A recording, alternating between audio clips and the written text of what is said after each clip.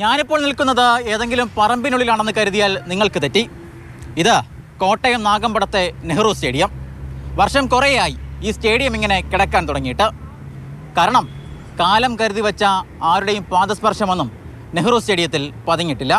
ഒരാൾ പൊക്കത്തോളം വളർന്നു പന്തലിച്ച പുല്ല്, ഇളകി വീഴാറായ ഗാലറികൾ. നാഗമ്പടത്തെ നെഹ്റു സ്റ്റേഡിയം ഈ ഗതിയിലായിട്ട് കാലം കുറേയായി.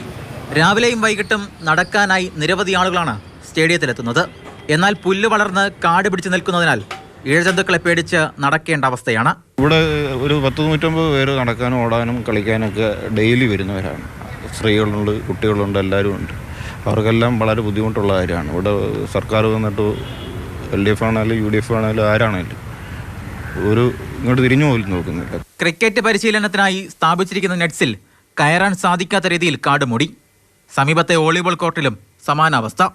ഇത്രയേറെ ദുരിതത്തിലായിട്ടും നവീകരണത്തിനായി ആരും തന്നെ ഒരു ചെറുവിരൽ പോലും അനക്കുന്നില്ല എന്നതാണ് സത്യം.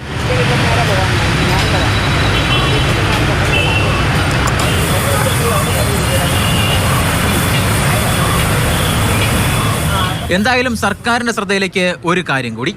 നവകേരള സദസ്സിന് ഒരു രണ്ടാം ഭാഗമുണ്ടെങ്കിൽ അതിന് വേദിയാക്കാൻ ഈ നെഹ്റു സ്റ്റേഡിയവും തയ്യാറാണ്. കാരണം ആരുടെയെങ്കിലും പാദസ്പർശമേൽക്കുമ്പോഴെങ്കിലും ഈ ദുരിതത്തിന് മാറ്റമുണ്ടാകുമല്ലോ.